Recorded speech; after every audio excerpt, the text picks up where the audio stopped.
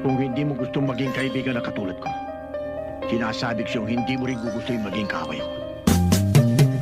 Di ka man lang nag-isip, di ka man lang nagsikap, pinabayaan mo ang iyong kinabukasan.